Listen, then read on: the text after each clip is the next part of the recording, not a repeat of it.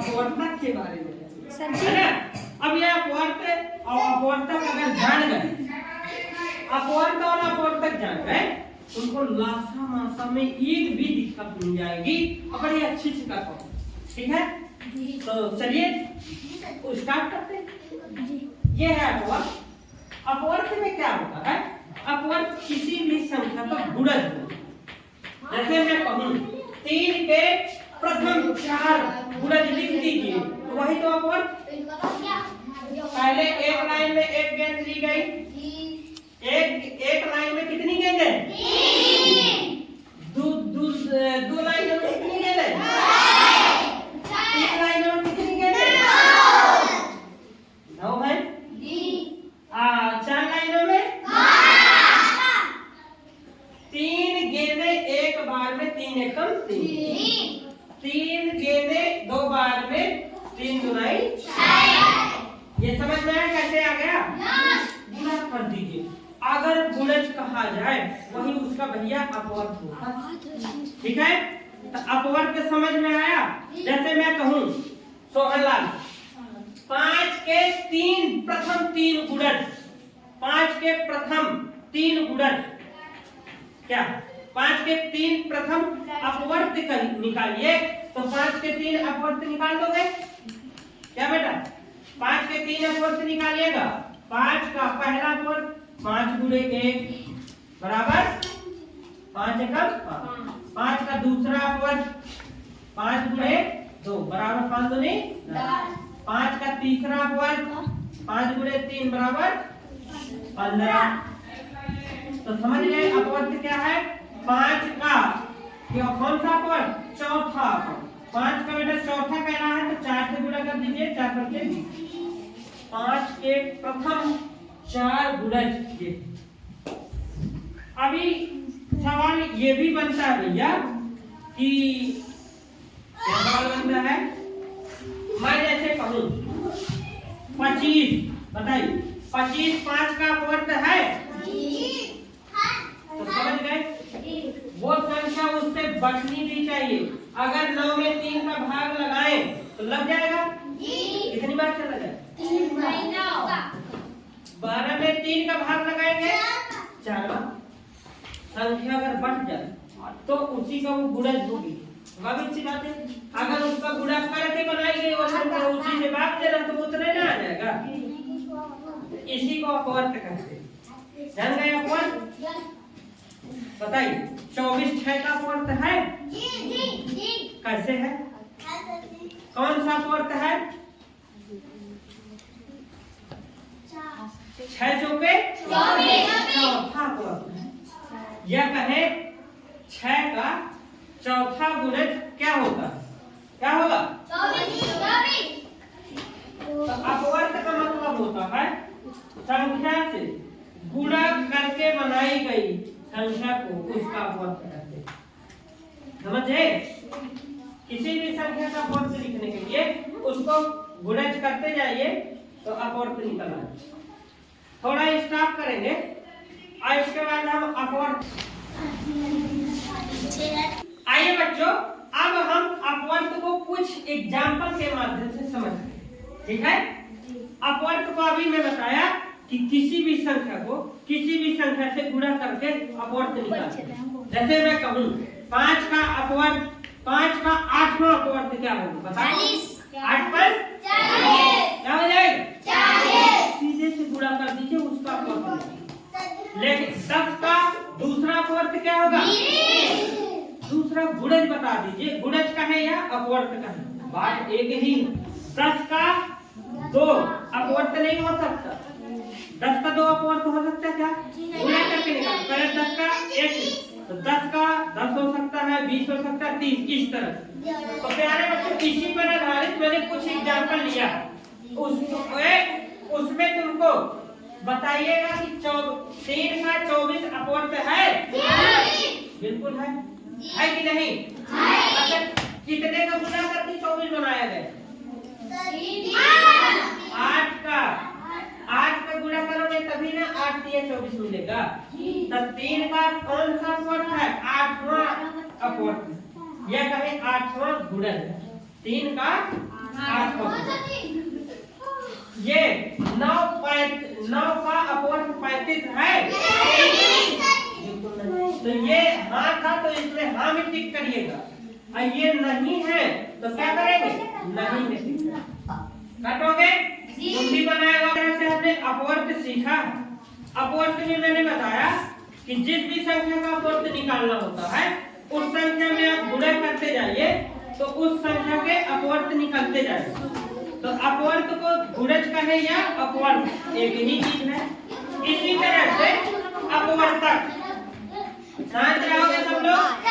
इसी तरह से क्या है अपवर्तक। अपवर्तक क्या है, अपवर्तक होता है गुणनखंड।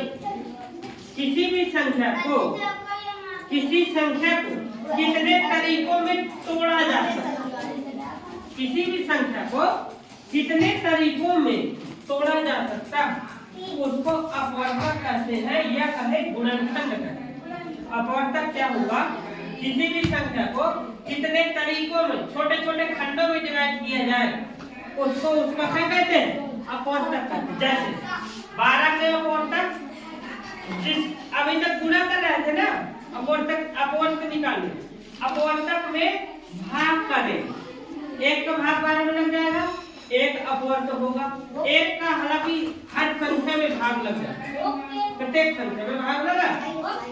2 का भाग 12 में लग जाएगा ना, 2 छक्का 6 बार लग जाएगा। 3 का भाग 12 में लग जाएगा, तो 3 अपवर्तक हुआ। 4 का भाग 12 में लग जाएगा, 4 अपवर्तक हुआ। 2 का भाग 12 में लगा, 2 अपवर्तक हुआ। 1 का भाग लगा, 1 अपवर्तक हुआ। 12 का भाग 12 में लग जाएगा, है 12 के पहले 6 का भाग लग जाएगा। 6 का भाग 12 में लग जाएगा, क्या बार चला जाएगा, 2 बार। कितनी बार गया इससे कोई मतलब नहीं है, मतलब इससे है कि उसका उसमें भाग लगना चाहिए तभी वो उसका अपवर्तक होगा। इधर समझिएगा, अभी मैं दोबारा पूछूंगा ना ये बताओ तुमको। तो जो जिस संख्या का उसमें भाग लग जाए वो उसका अपवर्तक होगा। अपवर्त में उल्टा था, गुणा कर रहे थे, इसमें भाग कर रहे थे। देखिए इसको मैंने गोली के समूह में लिया है, गोलियों के माध्यम से समझाने का प्रयास किया। आइए देखते हैं, अगर प्रत्येक समूह में बेटा एक एक गोली करी जाए तो 12 गोलियों को 12 समूहों में डिवाइड किया गया है ना। 12 समूह बनी है ना एक एक की। देखो एक समूह ये है, एक समूह ये है। अगर 2-2 के समूह बनाए जाए तो कितने समूह बनेंगे, 6। जितनी बार भाग जाएगा उतने समूह तो बनेंगे। देखिए तो 2, 2 4, 2 6, 2 8, 2 10, 2 12। चाहे इनको जोड़ दीजिए चाहे 6 का गुणा कर दीजिए तो बात भाई। तो इसका 6 क्या 2 क्या हुआ, अपवर्तक हुआ। इसका 1 क्या हुआ, अपवर्तक हुआ। आइए बच्चों, अगर 3-3 के समूह बनाए तो कितने समूह बनेंगे, 3-3। तो 3 3 6, 6 3 9, 9 3 12। कितने समूह बन गए, एक समूह ये बना, एक समूह ये बना, एक समूह ये पूरा, एक समूह ये। कितने समूह बन गए, 4। तो 3 12 का क्या हुआ, अपवर्तक हुआ भी नहीं।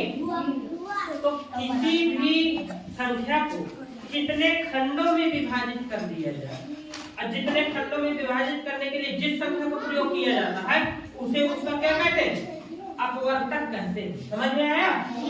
जैसे देखिए अब मान लीजिए गोलियों का 4-4 समूह ले लिया जाए तो कितना समूह बनता है, कितना समूह बनेगा, एक समूह ये बन गया, एक समूह 3 समूह। तो 3 से आप गुणा कर दीजिए, जितने समूह बनाइए उससे उसका गुणा करिए, क्या 12 मिलता है क्या, तो कितनी बार चला गया, 4।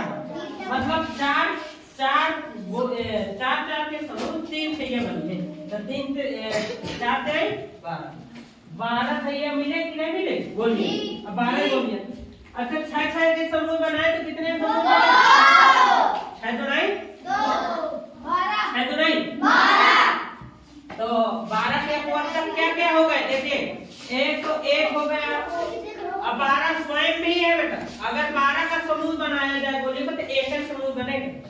जिस तरह से एक एक का समूह बना के 12 समूह बनाए गए, उसी तरह से अगर एक एक के समूह 12 का इकट्ठा समूह बना दिया जाए तो एक का समूह न बनेगा। तो 12 स्वयं अपवर्त है, अपवर्तक है अपने स्वयं। तो एक अपवर्तक हो गया, अब फिर 2 अपवर्तक हो गए बेटा, 3 अपवर्तक हो गया, 4 अपवर्तक हो गया, 6 अपवर्तक हो गया और 12 अपवर्तक। 7 अपवर्तक नहीं, 7 12 को विभाजित करता है क्या? 7 का 12 में पूरा पूरा भाग नहीं लगता ना, इसलिए वो अपवर्तक नहीं। तो अपवर्तक को कुछ उदाहरणों के माध्यम से समझेंगे। भैया आइए रोक दे। बच्चों, जिस तरह से हमने अपवर्तक के उदाहरण देखे, उसी तरह से उदाहरण अपवर्तक के भी देखे। देखिए अपवर्तक की अभी मैंने परिभाषा ये बताई है कि कोई संख्या इधर देखिए, जब समझा रहा हूँ तो इधर देखो, कोई संख्या छोटी छोटी संख्याओं से विभाजित हो गए, वह ना उसका अपवर्तक होगा। देखिए यही अपवर्तक है। 2 का 1 का भाग सभी संख्याओं में लग जाता है तो एक अपवर्तक प्रत्येक संख्या का 1 का लग जाएगा, फिर 2 का लग जाएगा क्या? तो सत्ते 7 इस तरह की 6 नहीं इसका अपवर्तक हो सकता। क्यों? क्योंकि 6 का इसमें भाग नहीं लगेगा। जब भाग नहीं लगेगा तब वो उसका अपवर्तक नहीं, जिसका भाग लग जाए वही उसका अपवर्तक होगा। समझ में आया? 18 के अपवर्तक 1 2 3 6 9 18। इस तरह से हमने अपवर्त एवं अपवर्तक के बारे में जान लिया।